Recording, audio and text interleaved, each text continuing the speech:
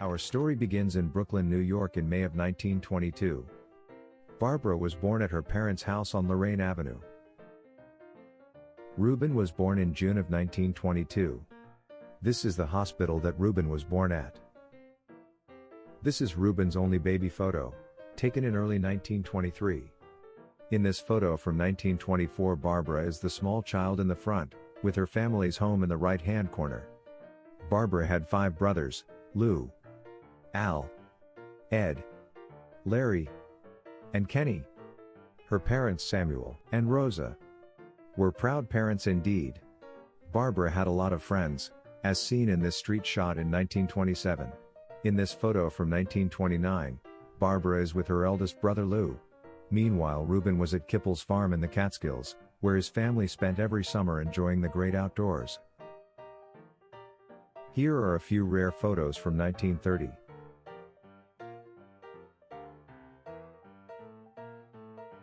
In this photo, Barbara is with her brother Al and his wife Sid. Even as a child, Rubin always dressed to impress. The following pictures are from the time Rubin and Barbara were growing up in Brooklyn.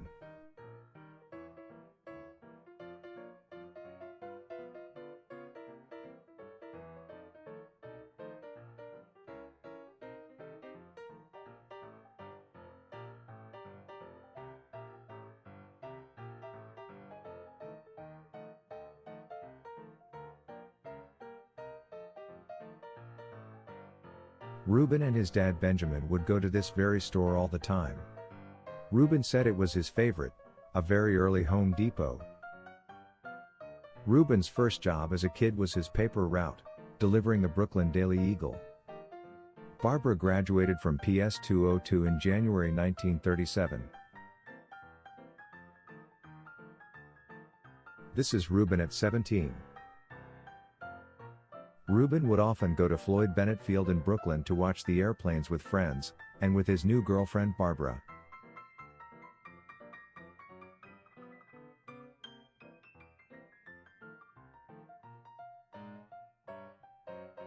Howard Hughes completes a round-the-world flight in 1938, setting a new world's record. Rubin was on hand to greet the flight as it landed to a large crowd of well-wishers. Little did he know at the time that in 18 years he would be working for Hughes Aircraft Company. After graduating junior high in 1936, Rubin attended Hebrew Tech in Manhattan, where he majored in radio and electricity. He graduated in 1939. Rubin said he learned so much at this school, and really had a great time there.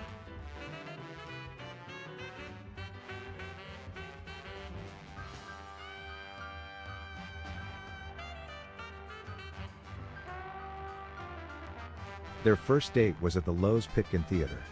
Here's what the theater looks like today. Barbara starting working in the home office of Mangle's department store in 1939, where she worked for many years. Rubin and Barbara attended the World's Fair many times during its 2-year run. Rubin took these pictures with his first camera.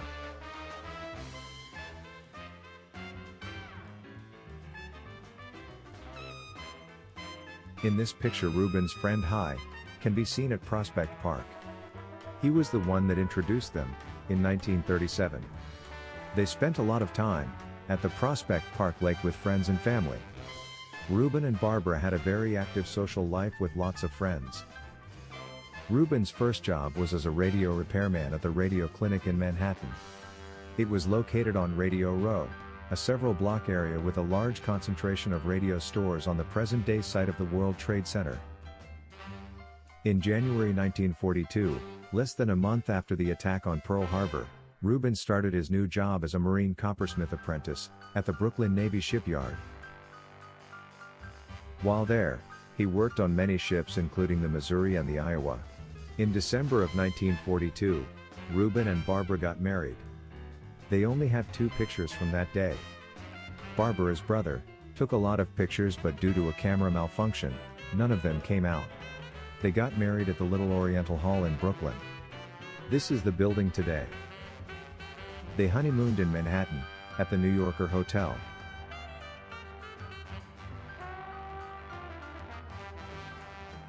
Rubin got his draft notice in May of 1942, so they decided to take a vacation at the Stevensville Hotel in Swan Lake, New York.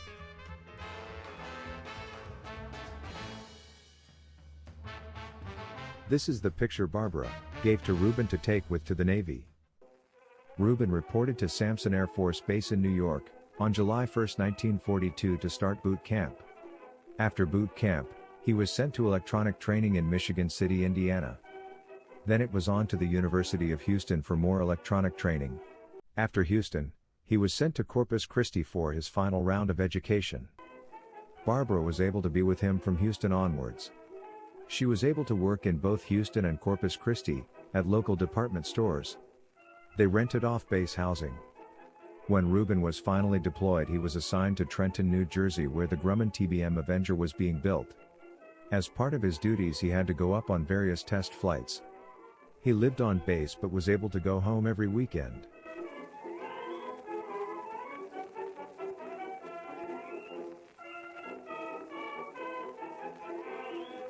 Here, Rubin is seen keeping the nation safe. Barbara became pregnant in early 1945, with their first son Stephen. He was born in October of 1945. After the war ended, Rubin was discharged at the end of 1945. He went back to work at the Brooklyn shipyards, the same place he worked before the Navy.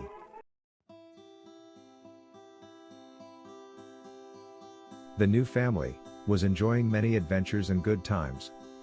Rubin got a new job in early 1947, at the U.S. Navy Material Catalog Office.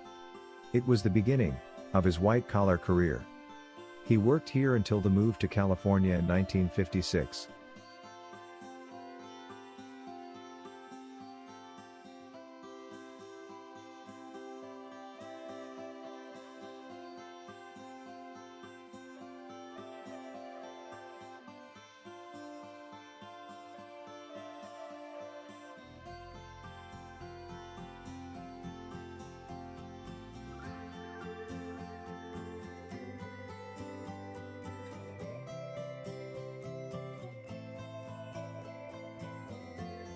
Everything was going great, until Stephen came down with an incurable kidney disease in 1948.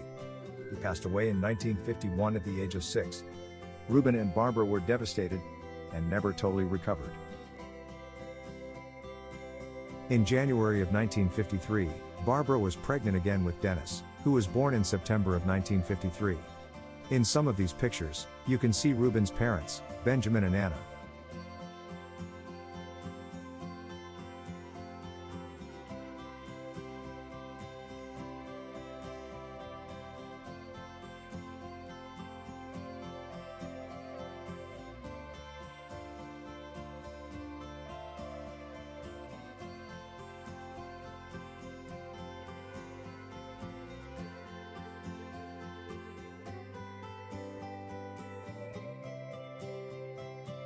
Once again, Barbara was pregnant in early 1954 with Richard.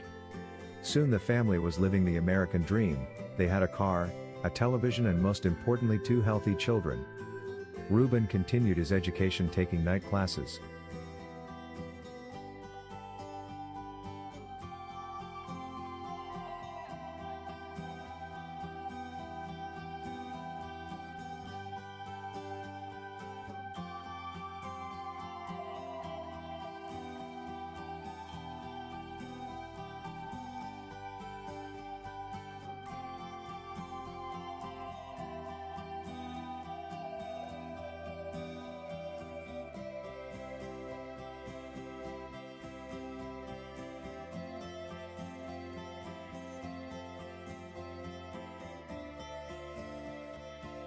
In this movie footage, shot in December 1955, Richard's first birthday was being celebrated.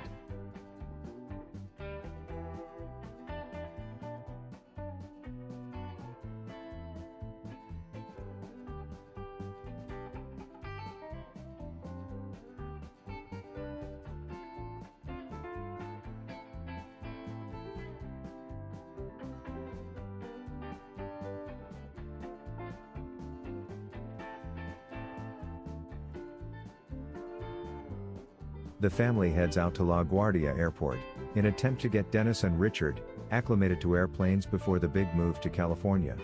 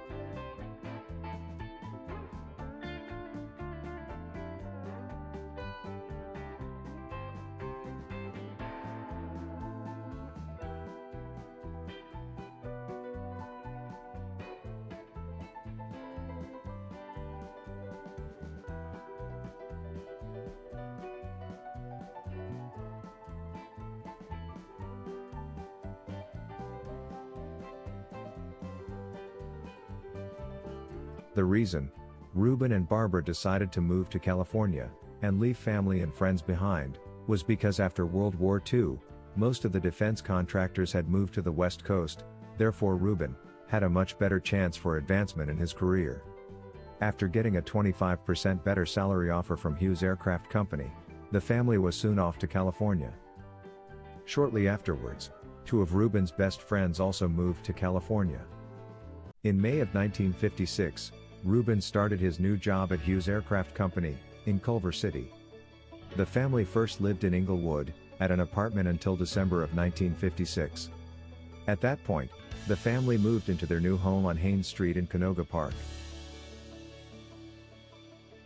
The family's second car was a Hudson Hornet. It didn't last long, as it would break down all the time.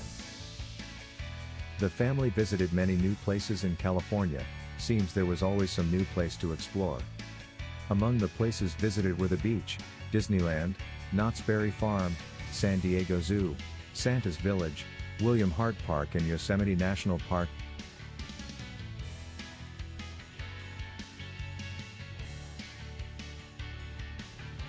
This footage, shot in early 1958, shows one of our first visits to Disneyland. What is remarkable is that we were almost the only ones there.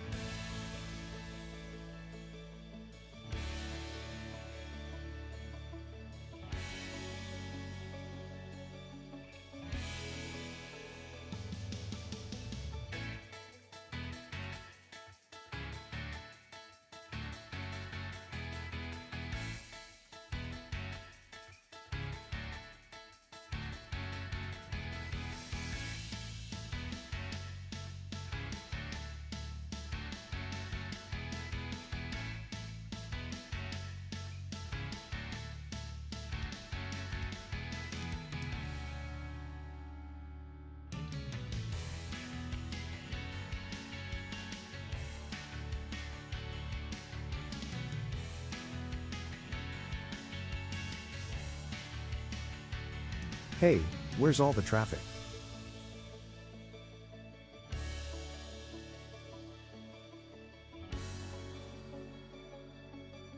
The Hudson was replaced with this Mercury.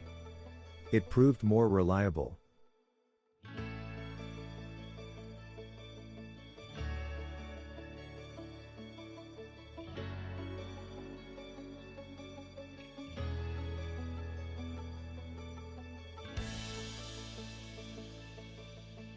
The family embraced the California lifestyle.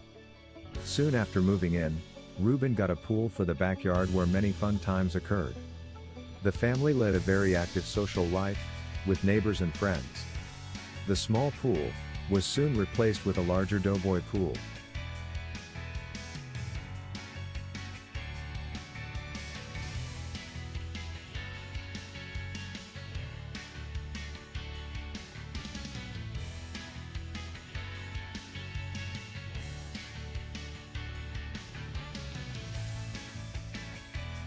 In February of 1959, Rubin left Hughes Aircraft to take a job with Litton Industries. It turned out that this was his last job change, as he would go on to work for Litton until his retirement in 1987. Throughout the 60s, the family visited Disneyland at least twice a year, and went to Yosemite every summer. Yosemite was a family favorite. They always rented a cabin at Yosemite Lodge, floated down the river and explored the many wonders of the park. In 1963, Rubin bought his first new car, a 1963 Chevrolet Impala SS. It was white with red interior and had bucket seats. The family was soon off on new adventures in the new car. On the day the world changed, the family was in front of the TV, watching The Ed Sullivan Show. In June of 1964, the family was off on its most epic vacation, a 30-day road trip to New York. Seeing the World's Fair, and visiting family and friends, were among the highlights.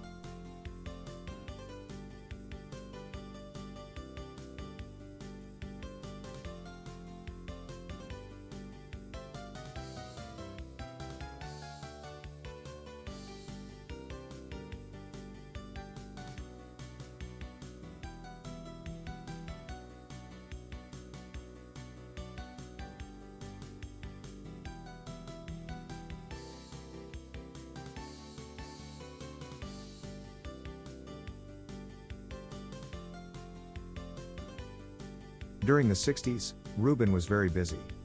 His job required him to work up to 50 hours a week. Then, he was taking classes at night in pursuit of a bachelor's degree. Despite his schedule, there was always time to go on various short trips and long vacations. The family visited many memorable places throughout the 60s. One trip in 1968 took them to Sacramento, to visit the State Fair at Cal Expo. Little did anyone know at the time that the whole family would eventually settle in the area. In 1968, they had a new addition to the family, Tina, a silky terrier. Soon her daughter Roxy arrived. The family, once again, makes a move to a bigger house in June of 1967. The new house allowed Dennis and Richard to have their own rooms. Rubin even got his very own home office. Here, Rubin is seen lighting a cigarette for Richard at his bar mitzvah.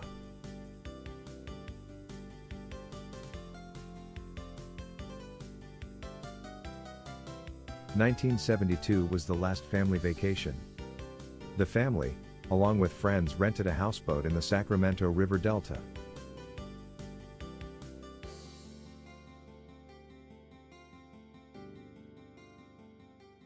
Around this time, Rubin really started to pursue his interest in photography. He joined the Litton Photo Club and even got a new Nikon camera. All of his continuing education finally paid off when he got his bachelor's degree from Cal State Northridge.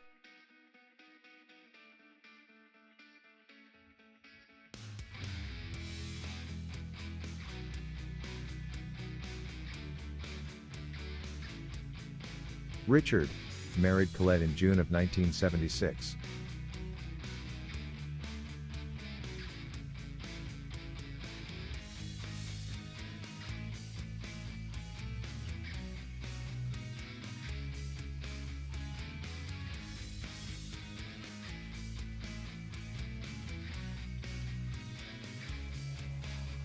In August of 1977, Colette gave birth to Stephen. He was named in honor of Rubin and Barbara's first son. Needless to say, they were thrilled.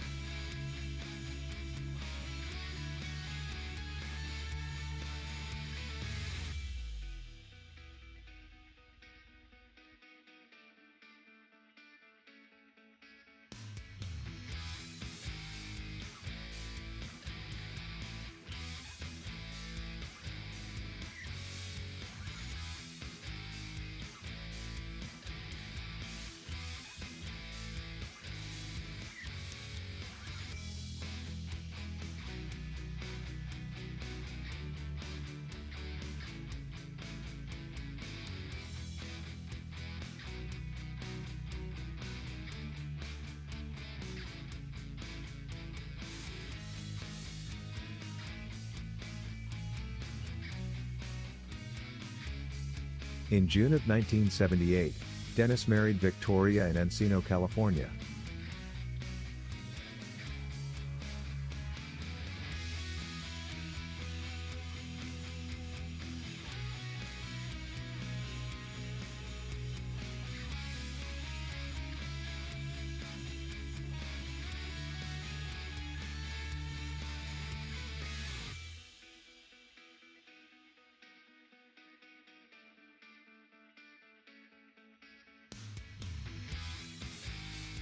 After Richard and Colette separated in 1979, Rubin and Barbara became Stephen's full-time parents, something they did very well.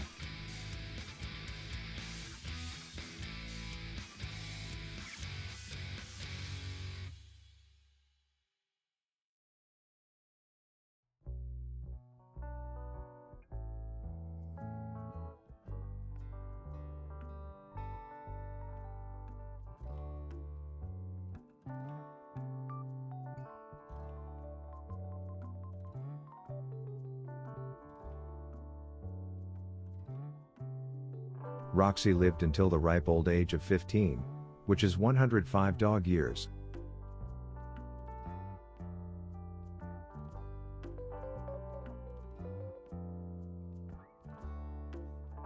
In 1984, Dennis moved to Sacramento and bought his first house.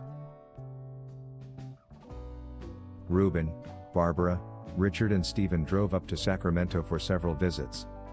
Richard and Stephen moved to Sacramento in 1986 and lived with Dennis at his home.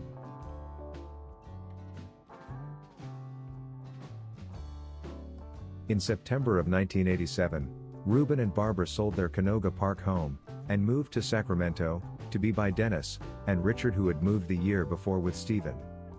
Rubin finally retired after a long and memorable career that started 50 years earlier. They moved into the Edgewater apartments where Stephen spent most of his time. Rubin and Barbara soon settled into their new life in Northern California.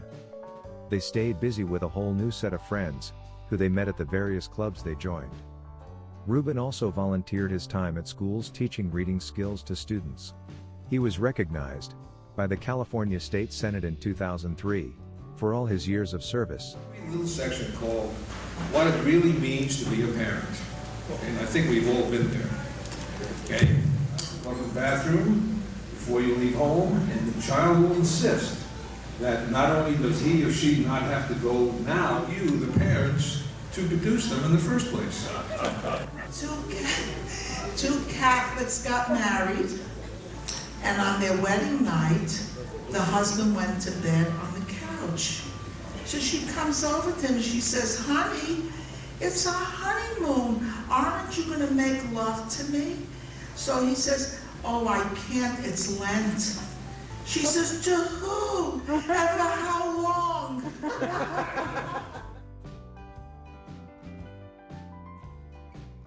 Disaster struck Rubin and Barbara again when Richard passed away.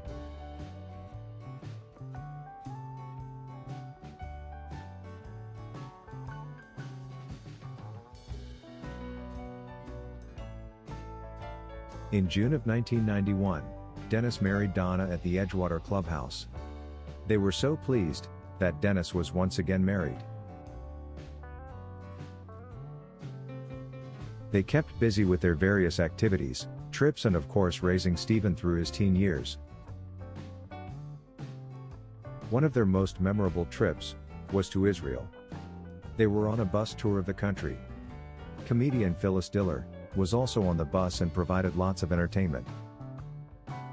In December of 1992, a major milestone was reached. They pulled out all the stops to celebrate their 50th wedding anniversary. A big party was held, attended by family and friends at the Edgewater Clubhouse. Fortunately, there was no camera malfunction this time, so we have some pictures of the event. Unlike their wedding 50 years earlier, when her brother's camera didn't capture a single picture.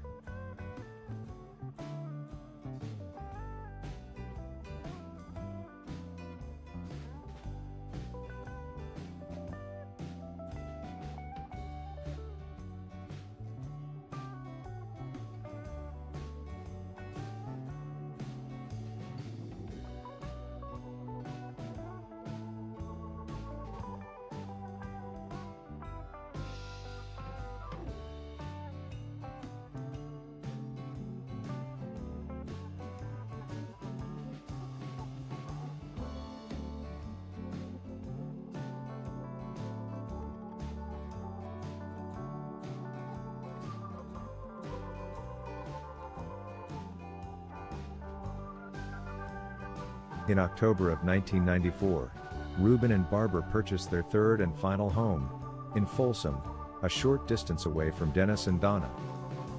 Prior to the birth of their second grandchild, Daniel, Rubin, Barbara, Dennis and Stephen went to Hawaii for a week. Donna had to back out at the last minute, due to health concerns, related to the pregnancy. Their second grandchild, Daniel, arrived in July of 1994. They could not have been happier. Daniel was given the middle name of Richard, in honor of their son Richard, who had passed away 5 years earlier.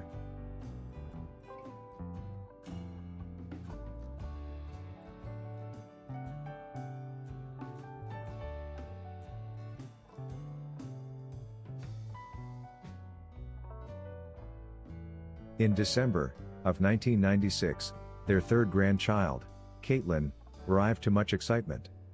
Barbara finally got the girl she always dreamed of.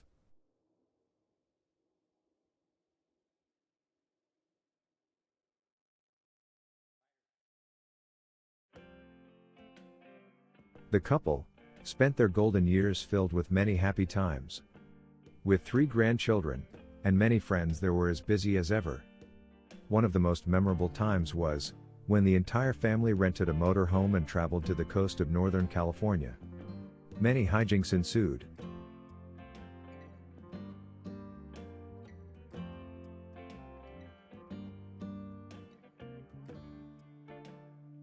It's our anniversary. Boy, cute couple, huh? It's Barbara and Rubin Costin. 60 years of marriage. Oh, that's so wonderful. Anniversary club. They met as teenagers living in Brooklyn, New York. They were married not long after their initial meeting. And then from Brooklyn, they moved to Los Angeles and then eventually moved up to Citrus Heights and then to Folsom. Happy 60 years, boy. That's something to be proud of. Oh, absolutely. Happy day to them. A Christmas Day bidding war has driven up the price for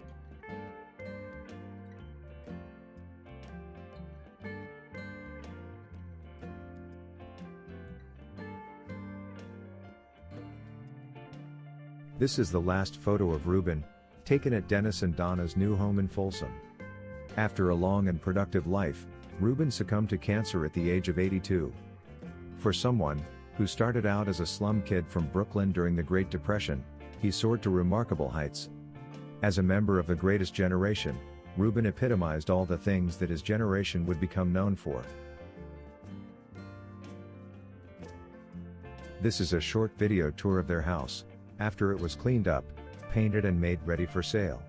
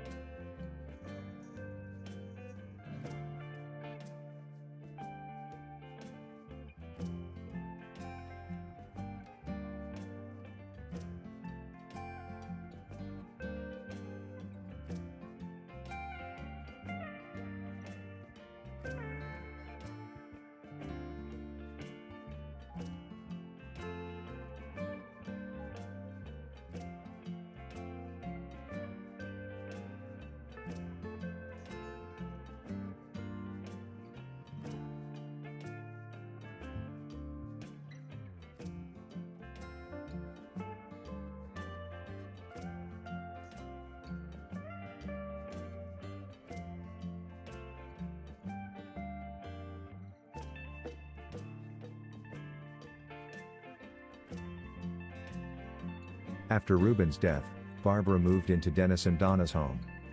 She tried to put on a brave face, but never could overcome her feeling of grief over Rubin's death. She was happy to be around family, but when everyone was off at work and school, she got very lonely. In December of 2004, Barbara accompanied Dennis and his family to New York. The family stayed at the home of her nephew, Dr. Stanley Sherbel, and his wife Maria. She also visited a few old friends and attended the Christmas spectacular at Radio City Music Hall. She told Dennis that her and Ruby saw the same show in 1939, and that it cost 75 cents. He replied that the 5 tickets now cost $375. She did enjoy seeing her old neighborhood. We all commented how Ruby would have enjoyed to have seen all the sights. This is Prospect Park Lake, where Ruby and Barbara spent so much time in their youth.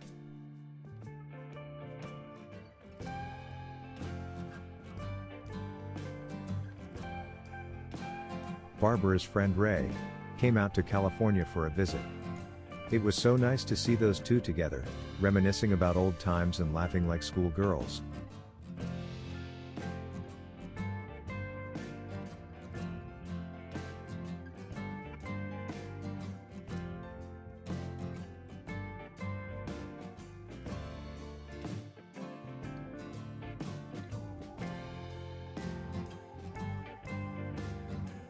In December of 2006, Stephen married Jennifer in San Francisco.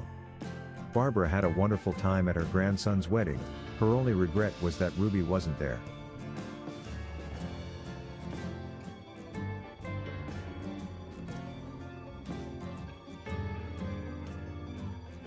In September of 2007, Clark, her first great-grandson, was born.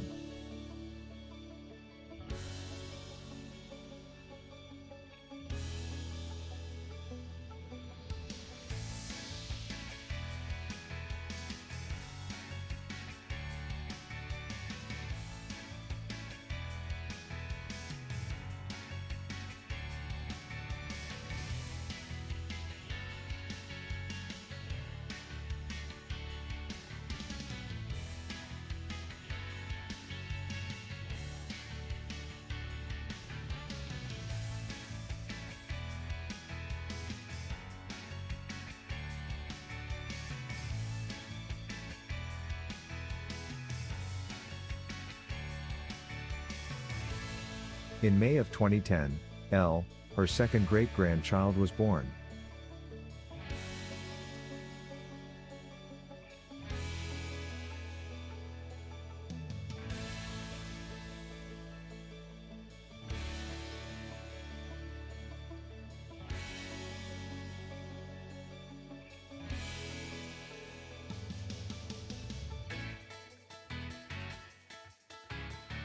When Barbara first moved in with Dennis, she would walk a mile a day. By 2011, due to declining health, she could only walk to the bench on the front porch. Soon, she insisted on moving into an assisted living facility.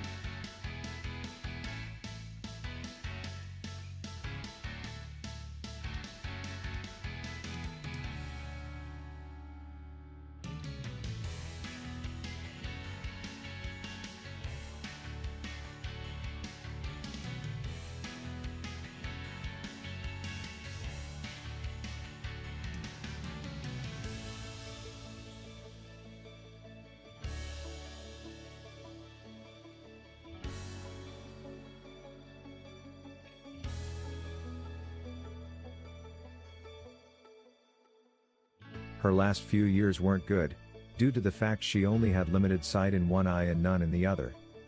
On top of that, her hearing and mobility were declining rapidly. During her last year, she displayed reduced cognitive function. She passed away in September of 2014. She died at the age of 92 of natural causes. At her service, Ruby and her were remembered as loving parents and for leaving behind a legacy of kindness, compassion, and generosity. Barbara had a magical way of bringing joy every time she walked into the room. No one who met her could forget her zest for life or her lifelong Brooklyn accent. Barbara was most proud of her 61-year marriage and all that came from it. They both had more than their share of tragedy. Barbara would always say that the hardest thing in life is to lose a child. She had to go through that twice. Fortunately, they had many things to be grateful for and left behind 5 grandchildren. They are now together forever.